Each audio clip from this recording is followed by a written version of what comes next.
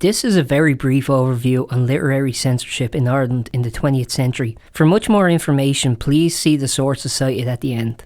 When people think of censorship, they tend to think of the curtailment of sex, drugs, strong language and violence. And while those were certainly reasons for censorship in 20th century Ireland, the predominant reason was for cultural hegemony. In the 1920s, after having been colonised by Britain for 800 years, Ireland became an independent nation and had to decide what it would look like going forward. While there was a debate about exactly what constituted Irishness and how that would look, there was consensus within the government to reduce the undue influence from other countries, specifically Britain and the United States. Dr. Aoife Bhreatnach is a published author with a PhD in philosophy and the host of the Censored podcast, in which she reviews many of the books banned in Ireland at this time. She explains, Irish censorship has strong xenophobic roots. They don't use words like race as much as you would think, but they certainly use a lot of the vocabulary that you'd be familiar with from the 30s about corruption and degeneration. And a lot of that is actually tied into the sex, drugs and the rock and roll side of things. So they weaponize those features of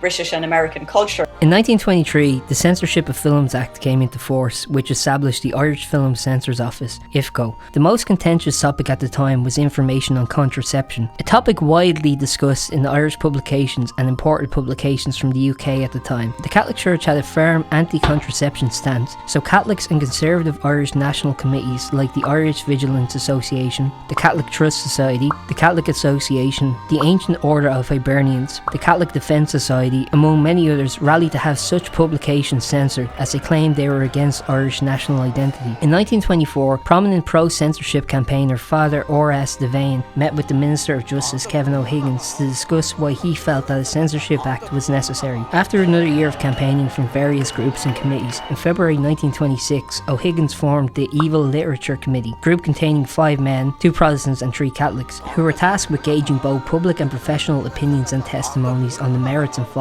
of censorship legislation. By that December, the committee had published a report which served as a foundation for what would be the Censorship of Publications Act 1929. The Censorship of Films Act passed with little to no controversy due to the nascent status of films at that time, but censorship of books or theatre, which had been established as legitimate artistic mediums, were a different story. Notable opponents of the act include poets W.B. Yeats and George Bernard Shaw, who formed the Irish Academy of Letters in 1932, the New Republic founder Francis Hackett and his wife and the magazine's editor Signe Toxvig, the Irish Homestead and Statesman editor George William Russell, the founder of the Bell magazine Sean O'Phelan, the Secular Society of Ireland, founded in 1934, and the Irish Society of Intellectual Freedom, founded in the early 1940s, and with members such as dramatist Lennox Robinson, suffragette and politician Hannah Sheehy Skeffington, and writer Dorothy McArdle. In 1946, the Minister for Justice Gerald Boland updated the Censorship of Publications Act to introduce an appeals board, also made of 5 members, who would review the decisions of the censorship board if an appeal was made, and they had the power to overturn the decisions. An appeal could be made by a banned book's author, publishers, or by 5 parliamentarians.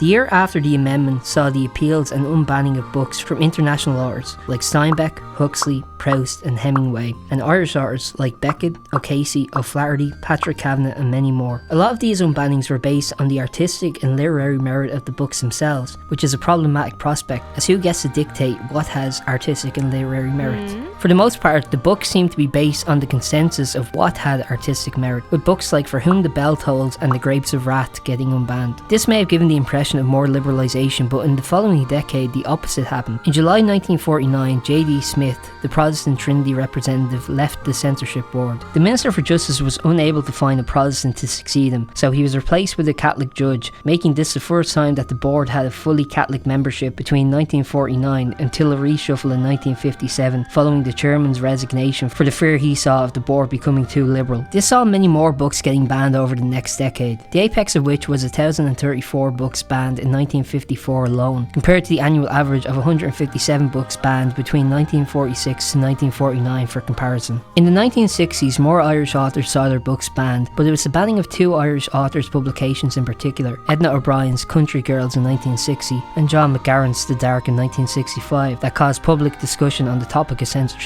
with many taking the sides of the authors in these cases. Now with public pressure for more liberation of the Act, in February 1967, the Minister of Justice Brian Lenihan began a proposed amendment to the Publications Act, which would see books that were dubbed indecent or obscene banned only for 20 years. years. By the final publishing of the Act that June, the time frame was whittled down to 12 years. Just because a book could be banned for 12 years did not mean that it could not be re-banned after the 12 years elapsed. The 12-year moratorium only applied to books that were being banned for being indecent or obscene, which was subsection A of section 7 of the bill. Subsection B, which are books that advocates the unnatural prevention of conception, or the procurement of abortion or miscarriage, or the use of any method, treatment or appliance for the purpose of such prevention or procurement, would remain banned indefinitely until overturned. Because of this, many books banned in this era remain on the Register of Prohibited Publications list to this day, due to not ever being resubmitted to be overturned. In the latter half of the 20th century, some of the Publication Act's power waned and got absorbed by other legislation, notably power over the publication of information on abortion and contraception. Most of the books and publications getting banned in this era were pornographic or in the indecent or obscene category. As the millennium drew closer, fewer books were getting banned, with a notable case of Madonna's 1992 book Sex, which was a coffee table book showing photography of, well, sex. In 2016, the book The Rape Little Runaway, published under the pseudonym Jean Martin, became the first book banned in Ireland since 1998. The book depicts the sexual assault of a child from a first-person narrative perspective and gained attention when it was found in the possession of a man from County Clare who was being prosecuted for a similar crime. Dr. Bhreatnach says this: That particular book, The Raped Little Runaway,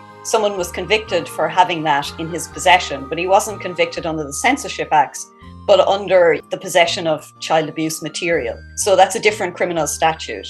So clearly we can prevent that sort of material disseminating under a different way of conceptualizing the material. It's not about that it's a publication, it's about the act that it documents or records or depicts. As of the time of this documentary, The Rape Little Runaway remains the only publication prohibited in Ireland in the 21st century, with the last Register of Publications list published on December 31st, 2016.